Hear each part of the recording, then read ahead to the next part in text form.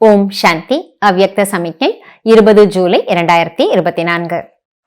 परोपकारी आत्मा अपने उपकार की शुभ भावना से, स्नेह से, शक्ति से, मीठे बोल से, उत्साह उमंग के सहयोग से दिल शिकस्त को शक्तिवान बना देगा, अर्थात भिखारी को बादशाह बना देगा। பரோபகாரி ஆத்மாவாக இருப்பவர்கள் தங்களுடைய உபகாரம் செய்யக்கூடிய அல்லது நன்மை செய்யக்கூடிய அந்த சுப பாவனை நிறைந்த அன்புடனும் சக்தியுடனும் இனிமையான வார்த்தைகளாலேயும் ஊக்கம் உற்சாகம் நிறைந்த உதவியின் மூலமாகவும் மனமுடைந்து போய்விட்டவர்களை சக்திசாலியாக ஆக்கிவிடுவார்கள். அதாவது பிச்சைக்காரர்களையும் சக்கரவர்த்திகளாக ஆக்கிவிடுவார்கள். பாபா என்ன சொல்றார்? பரோபகார ஆத்மாவினுடைய அடையாளத்தை நமக்கு புரிய வைக்கிறார். தங்களுடைய அந்த நன்மை செய்யக்கூடிய சுப பாவனையினாலையும் அன்பினாலையும் ஊக்கம் உற்சாகம் நிறைந்த ஒத்துழைப்பினாலையும் சக்தியினாலையும் சக்தி இழந்து விட்டவர்களை அல்லது பிச்சைக்கார நிலையிலே இருப்பவர்களை மகாராஜாக்களாக ஆக்கிவிடுவார்கள். बाबा சொல்றாரு, कोई कितना भी अपकारी हो लेकिन आपकी दृष्टि और वृत्ति सदा उपकारी रहे. யார் எந்த அளவுக்கு அபகாரம் செய்பவர்களாக இருந்தாலும் சரி, ஆனால் தங்களுடைய பார்வை மற்றும் உள்ளுணர்வு எப்பொழுதுமே உபகாரம் செய்வதாக இருக்கட்டும். எப்பவுமே எப்படி இருக்கட்டும்? பார்வையும் உள்ளுணர்வும் அவர்களுக்கு நல்லது செய்யக்கூடியதாவே இருக்கட்டும். इसके लिए ज्ञान में चलने के बाद जो स्वाभिमान आ जाता है उसका भी त्याग.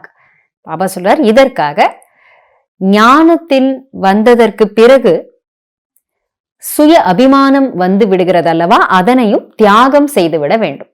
ஞானத்தில் வந்த பிறகு நான் ஞானி ஆத்மா, நான் யோகி ஆத்மா, எனக்கு இதெல்லாம் தெரிஞ்சிருக்கு என்ற ஒரு வகையான சுய அபிமானம் வந்து விடுகிறது. அந்த அபிமானத்தை விட்டுடுங்கன்னு சொல்றார். அந்த அபிமானத்தை விட்டால்தான் மனமுடைந்து போய் பிச்சைக்கார நிலையிலே இருப்பவர்களை மாற்றி மகாராஜாக்களா நாம ஆக்க முடியும். எப்படி ஆக்க முடியும்? நம்முடைய சுப பாவனை கலந்த அன்போட சக்தியோட ஒத்துழைப்பினோட அப்படி ஆக்க முடியும். அதனால பாபா சொல்றாரு, சுய அபிமானத்தை விட்டு விடுங்கள். அப்பதான் அந்த தூய்மையான உள்ளுணர்வும் மற்றும் தூய்மையான பார்வையும் அவர்களுக்கு உபகாரம் செய்வதில் உதவி பண்ணும். அவர்களுடைய அதாவது அபகாரம் செய்பவர்களை உபகாரம் செய்பவர்களாக நம்ம பார்க்கிறோம், அவர்களுக்கு நாம உதவி செய்யறோம். பாபா சொல்றாரு, जब इतनी त्याग की वृत्ति और दृष्टि होगी तब स्मृति में बाप दादा रहेगा और सबके प्रति उपकार की भावना बनी रहेगी. எப்பொழுது இந்த அளவுக்கு தியாகத்தினுடைய உள்ளுணர்வு மற்றும் பார்வை என்பது இருக்குமோ, அதாவது சுய அபிமானத்தை விட்டுவிடும் அளவுக்கு உள்ளுணர்வும் பார்வையும் இருக்குமோ, அப்பொழுதுதான் ஸ்மிருதியிலே நினைவிலே பாப் தாதா இருப்பார் மற்றும் அனைவருக்காகவும் உபகாரம் செய்கின்ற பாவனையும் உருவாகி இருக்கும். எப்பவுமே நம்முடைய நினைவுல பாப் தாதா இருக்கணும்னா அந்த அளவுக்கு நாம மற்றவர்களுக்கு உபகாரம் செய்யக்கூடியவர்களாக, அவர்களுடைய கெடுதலை, அவர்கள் செய்யக்கூடிய தீய விஷயங்களை எவ்வளவுதான் இருந்தாலும் அதையெல்லாம் மாற்றக்கூடிய அளவுக்கு நாம அந்த ஆத்மாக்களுக்காக நன்மையையே நாம நினைக்கணும், செய்யணும். அந்த அளவுக்கு இருக்கும் பொழுது பாப்தாதாவினுடைய நினைவு சதா இருக்கும் மற்றும் எல்லாருக்காகவும் உபகாரம் செய்கின்ற பாவனையும் எப்பொழுதுமே அவர்களிடம் உருவாகி இருக்கும். ரொம்ப ஆழமான விஷயங்களை பாபா நமக்கு சொல்றாரு. தினந்தோறும் அபகாரம் செய்பவர்களுக்கு உபகாரம் செய்யுங்க அப்படின்னு சொல்லி காட்டுறாரு. உபகாரம் செய்பவர்கள் எல்லாருக்குமே முதல்ல நாம உபகாரத்தை செஞ்சுக்கிட்டு இருக்கிறோமான்னு சோதிச்சு பார்க்கணும்.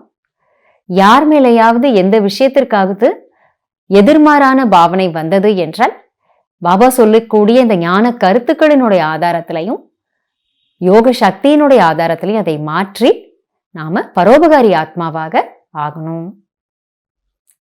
நன்றி பாபா. ஓம் சாந்தி.